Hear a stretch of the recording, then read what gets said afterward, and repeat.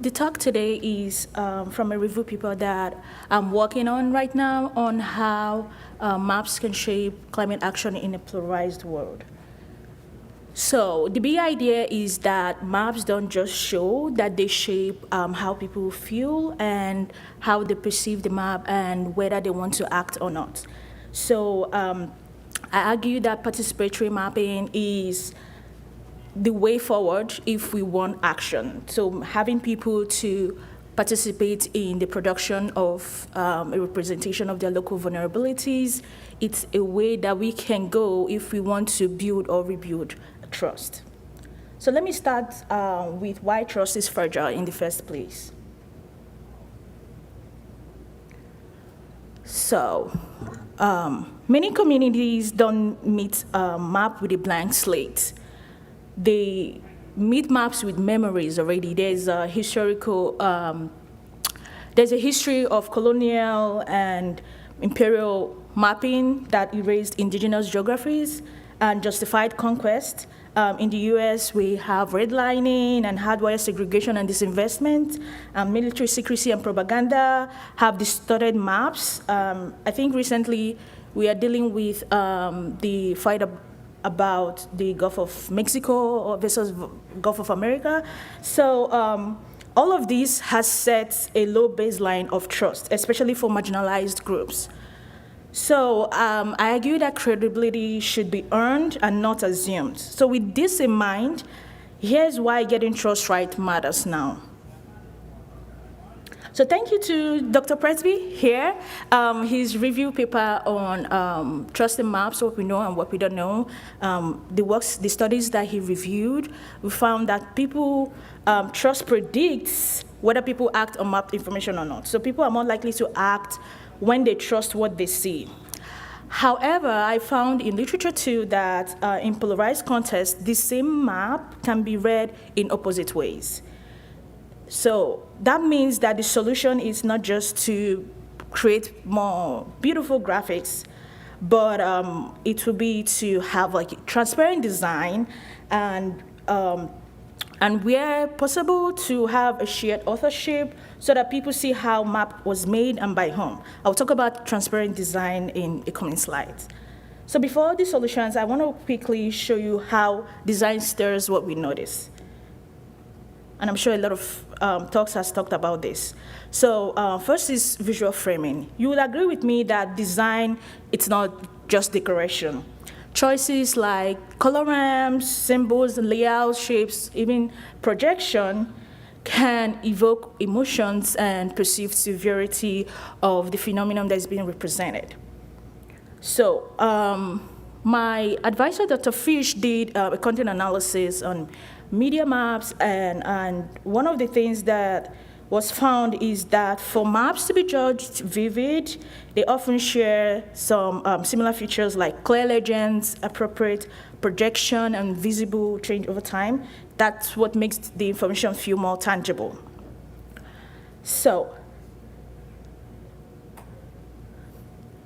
this is an example of two maps. So on the left is a map of Florida showing the likelihood of Hurricane Milton hitting. So, and then the one on the right is a flash flood risk map of Florida too. You can see that on the left, there is no information really about this. It's just kind of like red, the red jumps out at you, and then there are circles over there. This, I would argue, is a map that would evoke fear, especially for residents around here. Whereas the one on the right is a map showing the likelihood of flash floods in these areas. There are words like at least and percentages of chances of that occurring. So research shows that things like that may not grab attention at first glance. However, they are capable of sustaining engagement, so people are able to see what is likely to happen or not, and it doesn't really evoke fear because there's really not like an alarmist theme.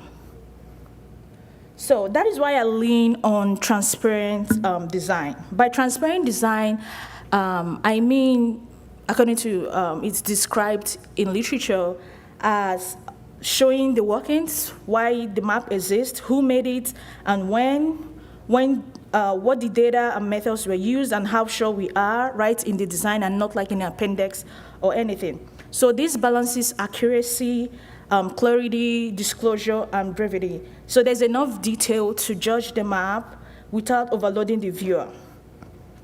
Now, there are three recurring themes that my review has highlighted so far. And one of them is the problem of misleading visuals. Aileen talked about that yesterday in her talk that I went to about misinformation and misleading.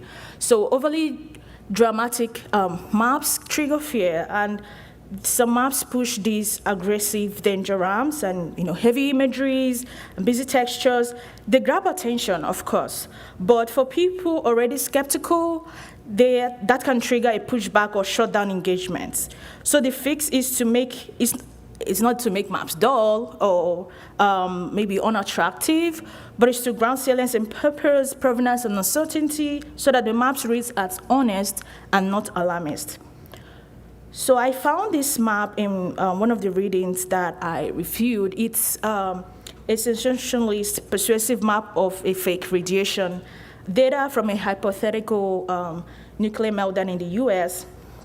So this map was built to maybe cite or persuade, not really to inform. You can see flashy arrows, there are so many colors, different multiple layers of data, textures, photos. And I feel like the net effect of this is to maybe cause alarm. And you can see that this would typically overwhelm a map user and kind of draw attention away from the credibility or the message, actually. So that brings me to problem 2, which is about what we don't know. So it's about uncertainty. Uncertainty is described in literature as the gap between reality and representation. So we know that all maps simplify because we cannot put exactly, there's uncertainty from measurements, modules, scales, timing. So when maps hide that, research shows that readers can overtrust precise boundaries or single values. And however, showing uncertainty can be really great. It can support people's perception of credibility. And Richardson and Brewer really did a good job trying to show how uncertainty can be shown with scenario bounds, softer edges, simple confidence notes, or time slides. And so I have, so this is from that reading. You can see white masking was used to show places where they were uncertain about the temperature change. So there is a third layer. However, this layer is not a visual layer, but a social one. And it's the fact that the same map does not land from everyone the same way. So first, there's this foundational test, Hurley. I think it was a 1989 or 81 essay. However, I was able to find the reenactment of that in 1992, but is that the maps are not neutral representations, but that they carry the biases of the map maker, and they are also the show power structures. And research identifies that identity and values filter how people read the same map. And particularly in the US, political affiliation strongly predicts beliefs about climate risk and policy. And so a map is also a social test. It carries the voice and assumption of the makers, and audiences also interpret them, they filter them through their own biases too. So this means that showing data will not be enough, that we need a process that invites people from various audiences to question assumptions and co-own the representation. So that is the bridge to my proposed solution. This is just an example of an opinion map by the Yale Program on Climate Change Communication. It shows how the opinion of Democrats and Republicans differ when it comes to climate belief or perception. So my proposed solution is first, reframing the question.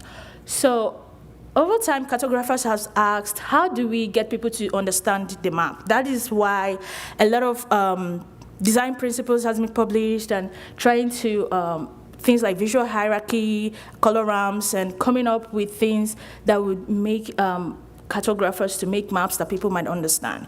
So, but I propose that instead of asking how do we get people to understand the map, if we want climate action, that is asking how can the map reflect local knowledge, priorities, and values.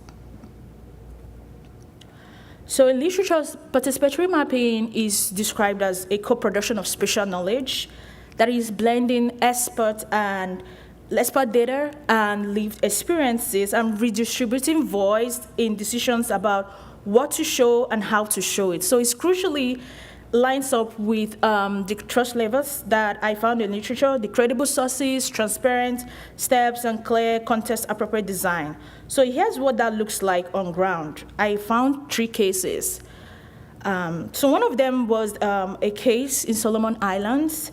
In the coastal villages, facilitators brought paper maps and held workshops. Residents traced flood lines, marked culturally important sites, and prioritized areas of risk. So these sketches were digitized into GIS layers, and the result was a map that gave local officials concrete evidence to plan small seawalls, reroute paths, and make the case for adaptation funding. The second case is the case, so this one was online. The residents were given an online survey to answer short questions about exposure. So like when and where they felt unsafe in heat, and those data were mapped with city planners in co-visualization sessions, and the output became municipal heat action plans, like opening cooling centers in the right neighborhoods and shifting work hours during heat waves. The third case that I evaluated was the case in Zimbabwe. So here, participatory GIS with, there was participatory GIS with communities, the forest edge communities, and people drew customary boundaries and reported logging pressure points using GPS and GIS, and those inputs became actionable maps that officials and communities agreed on. So enforcement was improved in these areas because those boundaries reflected both law and local reality, and trust recovered. So I didn't find photos from those 2 of those cases that I reviewed. However, I found this on a 2019 report for the International Fund for Agricultural Development, and they show the use of hand-drawn maps on sand and 3D modeling. And these are some of the tools they proposed for participatory mapping. So what ties these participatory mapping cases together, and why does participation help? So the 3 reasons show up again and again, and first is trust. The co-ownership and transparent process match what has been found in literature and that identifies the keys that were identified to help in believing in a map.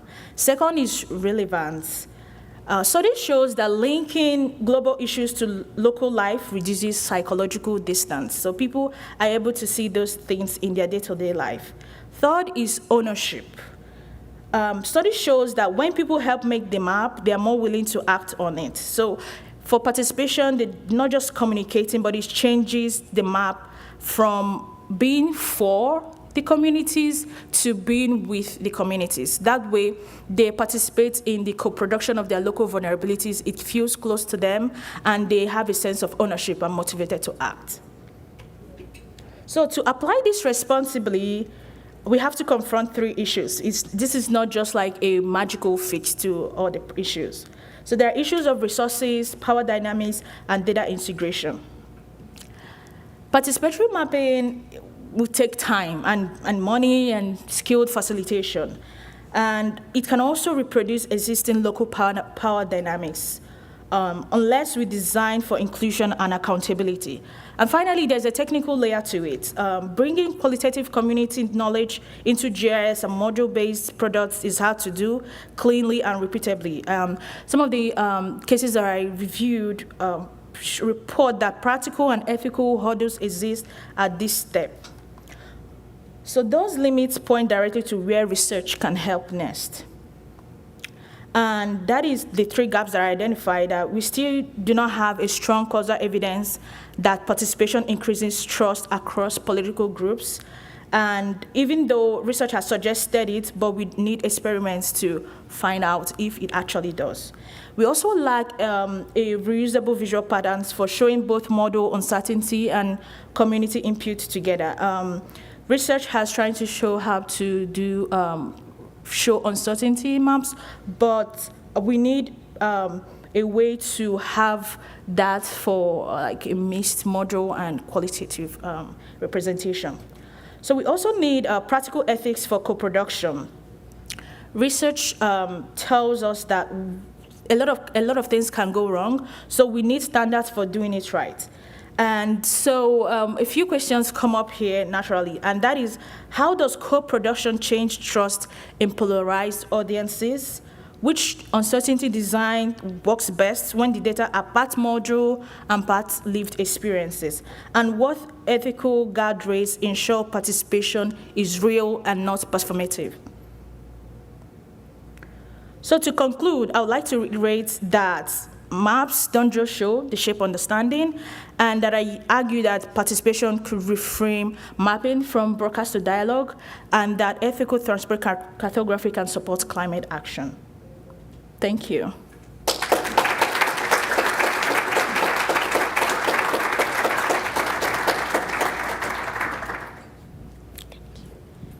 All right, we'll take a few minutes for questions.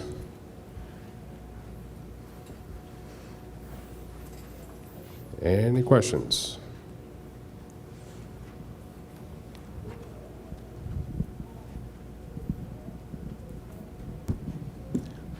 It strikes me that you're working with a kind of a circular problem here, in that the kind of uncertainty measures that you're talking about, giving a sense of confidence and trust in the thing, are kind of counter to the sense of confidence and authority that people make difficult decisions based on, and that distrust in power that makes confident decisions that are going to hurt you run counter to local desire to make confident decisions that there aren't. There's kind of a problem of confidence and lack of confidence, and I'm wondering if you've thought about that and looked at that.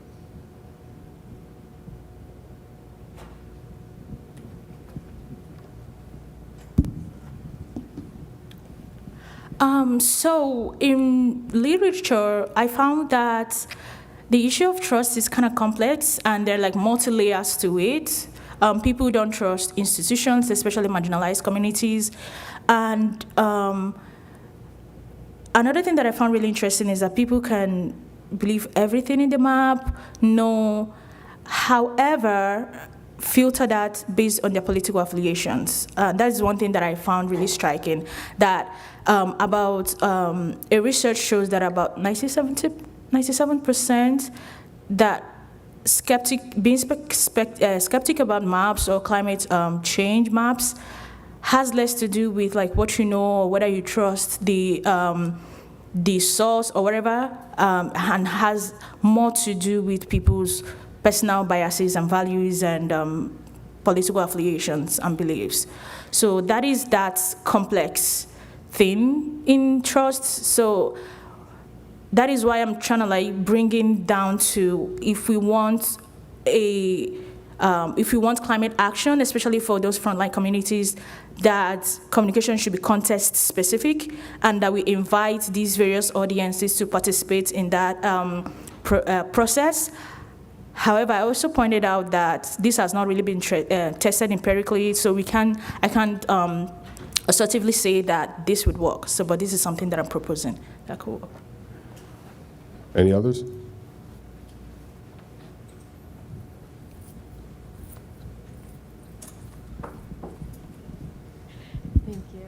Hi. So first I want to say, wow, this is such important work and great project, and thank you.